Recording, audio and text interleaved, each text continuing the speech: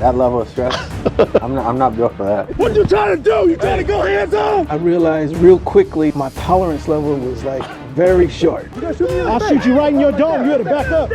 No, I didn't touch you, sir. I did not touch you. I'm wiser today. I'm wiser. Switch.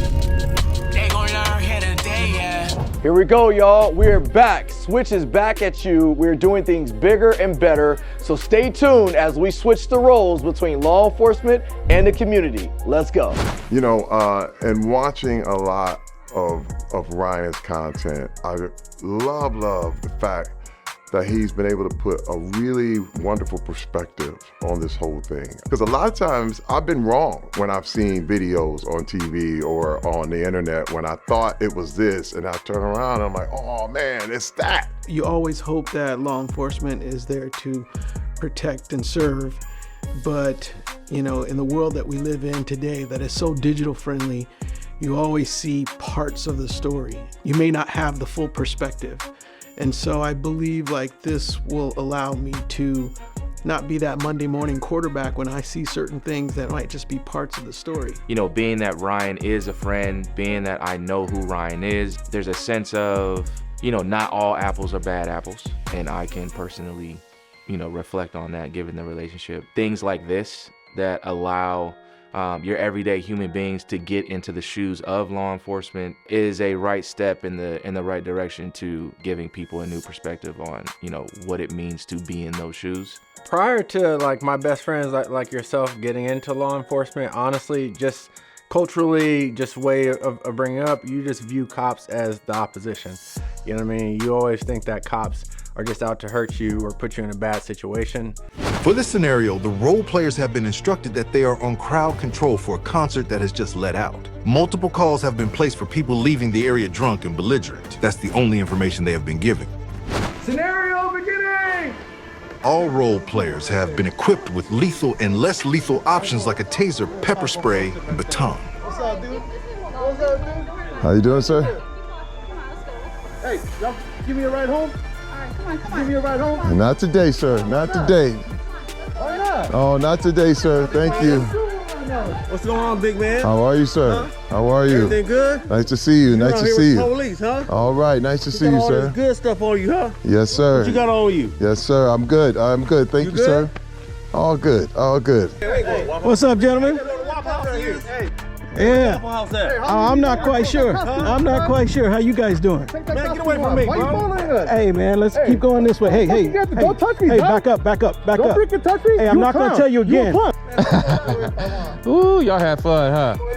Yeah, y'all have fun. Look at it. Just right this way. Come on, guys. Let's not do that tonight. Let's not do that tonight. Let's not do that Why tonight. you touching me for? Huh? You little punk. Let's not do that tonight. How's the concert? Man, don't worry about that. We hungry. What you got for us? Yeah, man, maybe catch an In-N-Out or something. You fucking tough in your little vest, huh? What you talking about, man? Who you think you is? Oh, hey, I don't want no problem. Why you backing up? Why Hey, you keep your scared? distance. Keep Why your you distance. scared? Why you scared? Hey, keep your distance.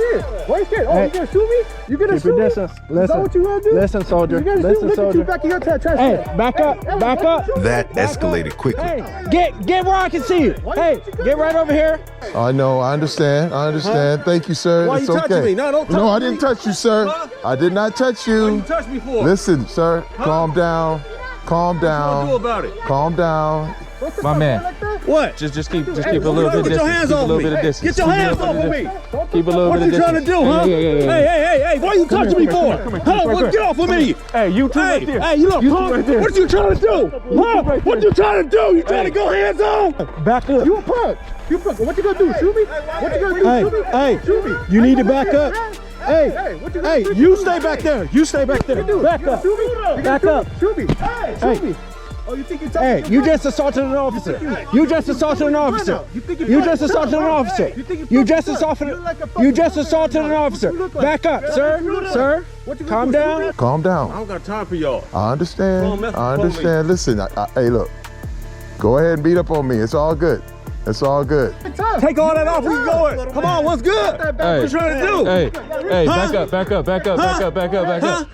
Y'all just keep going. Y'all just keep going. Hey, Shoot me. all right. Oh, you gonna shoot me in the Yeah, I face? will. You gonna shoot me in the I'll face? shoot you right in your dome. You had to back up. Hey, you gonna shoot me? Don't touch I me. need you to watch Don't out, fucking please. touch me. Hey, back up me. I told you, bro. You put it away. You can put it away, dog. Put that thing down. Put that thing down. Even though it's just a scenario, I think this role player is feeling some type of way. Out of the 4 role players, only 2 drew their firearms.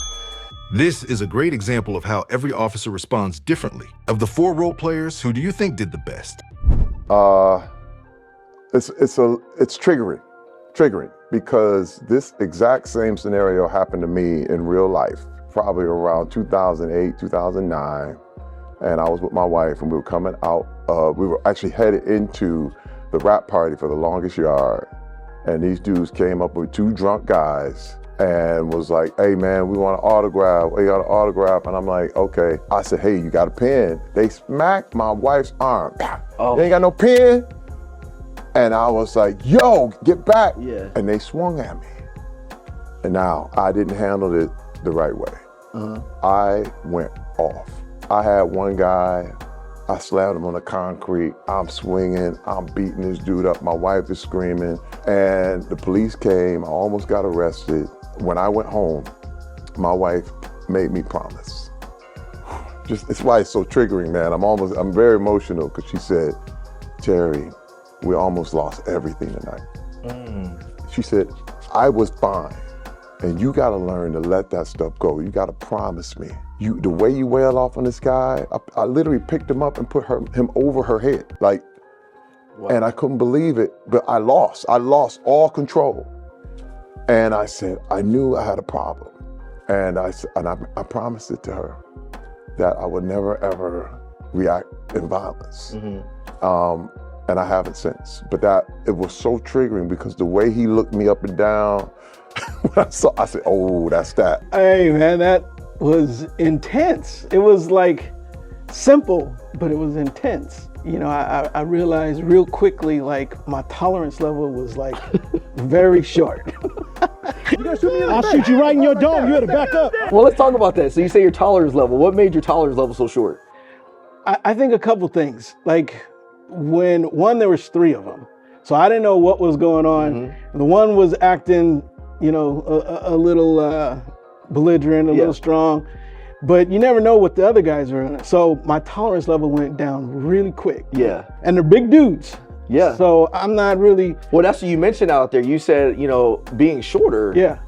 That played into your decision making. 100%. Yeah. So that happens. You have women, men, big, small. Yep. A lot of times people think that officers need to operate the same exact way, but the way I feel might be different than the way you feel. That's right. The one individual did get physical a little bit, and then I had to use force. At that point, it was more or less, okay, I got my hands on him. Yeah. Let me keep my eyes on these 2. Yeah.